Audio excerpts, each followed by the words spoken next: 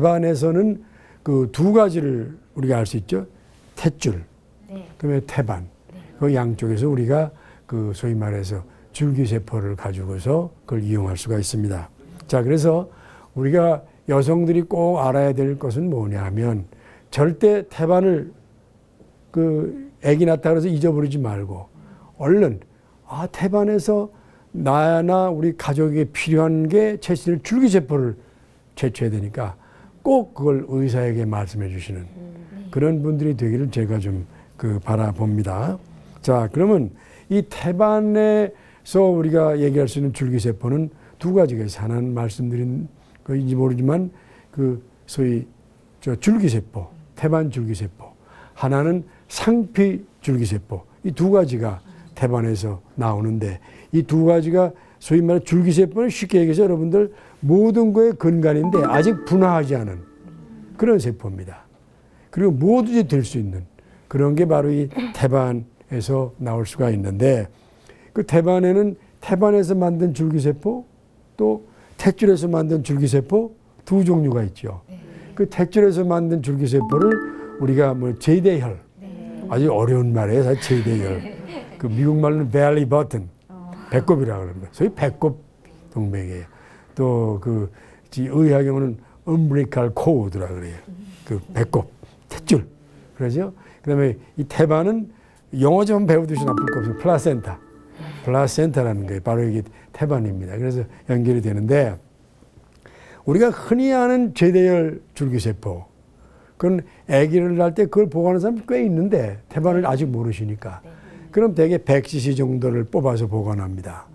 그런데 그건 거기서 나오는 건 주로 혈관에 관한 조혈모세포라고 혈액을 만드는 그런 세포예요. 그리고 한 번뿐 있을 수가 없어요. 태반의 중요성은 내가 말씀을 좀 드리면서 또 그 태반은 세 개의 막으로 되어 있다는 말씀을 제가 드릴게요. 하나는 탈락막, 탈락하는 거예요. 그게 주로 엄마 쪽에 붙어 있어요. 그 다음에 그 육모막 중간에 육모라는 게 있어요. 육모. 그 다음에 세 번째가 양막. 그래서 주로 이 세 군데서 다 줄기세포를 채취할 수가 있어요.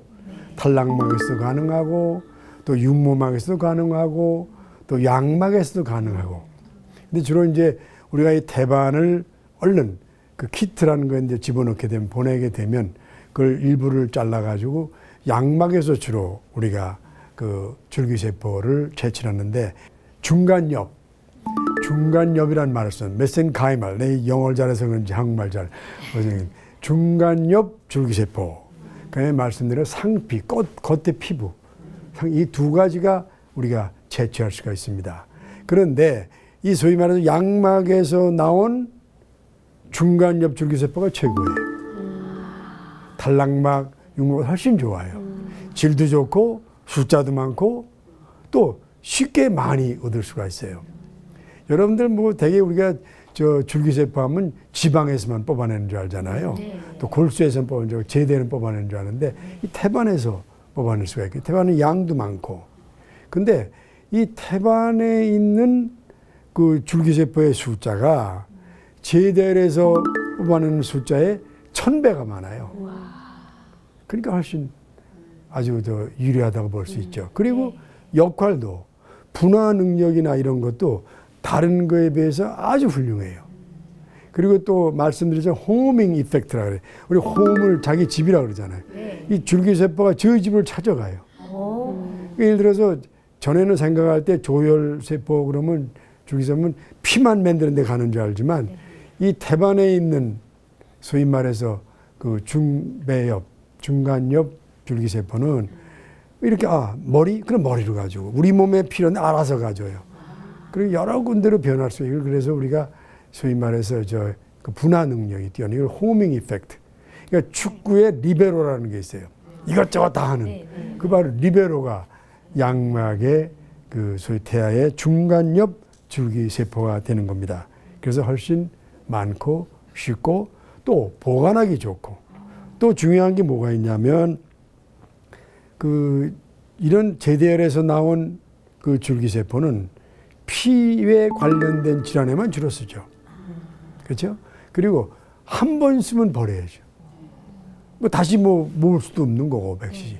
그런데 이 태반의 줄기세포는, 중간엽 줄기세포는 여러 번 쓸 수 있고, 보관도 길고, 그리고 가족 전체가 쓸 수가 있어요. 때에 딴 때는 우리가 어떤 사람이 백혈병이다 그러면 가족 중에 이 피가 맞지 않는 사람 같으면은 그냥 다른 사람 것도 쓰고 그랬는데, 그럼 또 면역 거부반응에서 골치 아파요. 근데 이런 소위 말해서 태반의 줄기세포는 가족 전체가 비교적 쉽게 쓸 수가 있는 그런 그 장점이 있습니다. 태반을 보관해서 줄기세포를 넣는다는 것은 가족 전체의 미래를 위한 거다. 그 쓰이는 건 다양해요. 지금 현재 뭐 우리가 혈액에 관한 거 얘기하고 여러 가지 얘기하는데 참 다양한 분야에서 논의가 되고 다양한 분야에서 얘기가 됩니다. 그래서 지금 우리가 그 얘기하면 줄기세포 가지고 뭐 관절염 고쳤다는 사람 얘기 들어보셨죠? 딴 거는 다 줄기세포를 어떻게 놓냐면요. 어떻게 사람에게 주입하겠어요? 먹이나요? 주사로. 정부에 놓는 거예요. 여러분 지가 주사로 하면 알아서 찾아가요. 그런데 이 관절은 주사로 나서 안 가요. 관절에다가 줄기세포를 집어넣어요.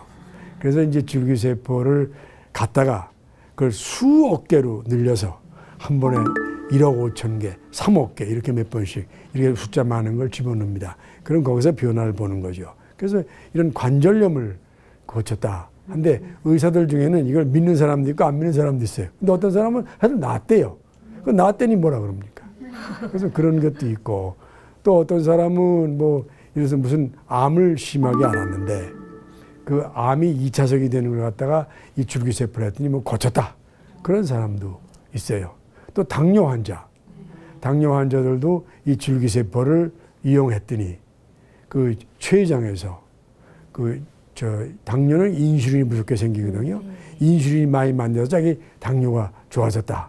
뭐 그런 사람도 있어요. 또 어떤 가수는 걷지도 못했는데 자기가 이걸 맞고 나서 뭐 걸었다.